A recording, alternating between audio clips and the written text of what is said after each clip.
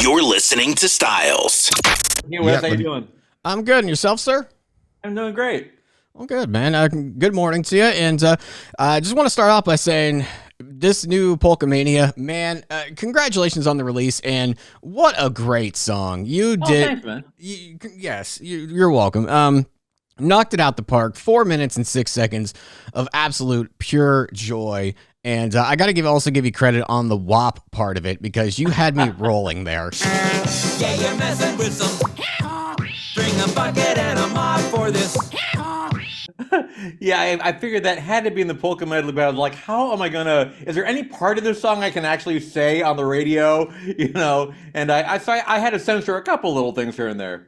Absolutely. How did you come up with that whole idea of doing those sound effects in that part? It's a very Spike Jones kind of thing. My polka medleys owe as much to traditional polka music as they do to the 1940s band leader Spike Jones, who did his own renditions of famous classical pieces and pop pieces, but he would add bulb horns and slide whistles and tuned cowbells and gunshots and all these weird sound effects. And as a kid, I loved that, so I've incorporated that into all my polka medleys. And you did it there as well. With this song, you tackled the last 10 years, which brings a whole new generation of music into your catalog and fans as well. To know that you transcend generations, how does that feel?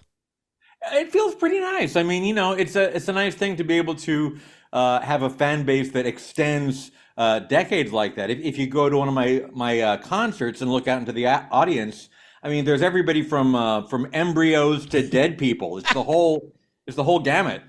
No doubt. Tour wise, are you heading back out now that you have this song? Is that kind of connecting the dots, or? Well, not immediately, but I mean, that's the general plan. Is at some point I'll be out on the road again, and I just wanted to have some new material to play. Are you going to do more material down the line, or is this just kind of like a one and done situation?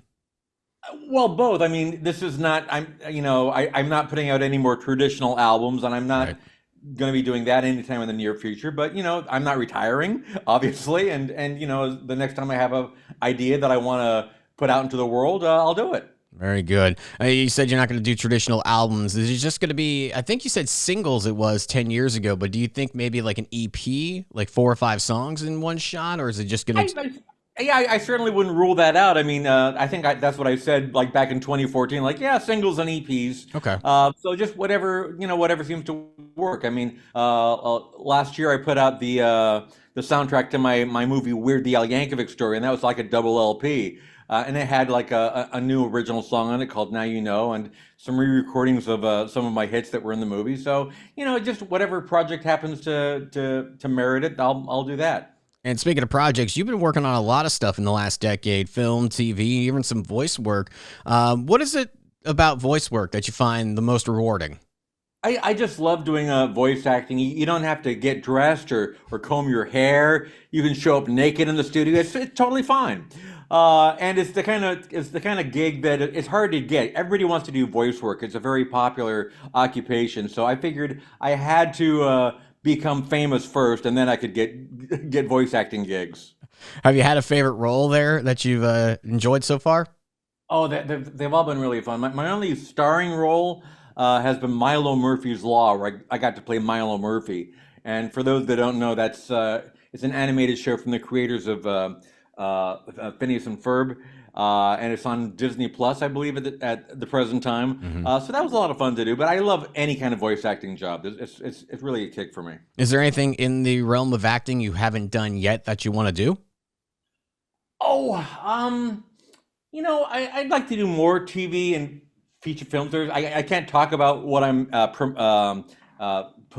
trying to put into production. There's a lot of shows in development. I've got a TV show I'm pitching and a movie that I'm kind of working on. But I mean, I can't really talk about them because, as you probably know, most things in Hollywood never see the light of day.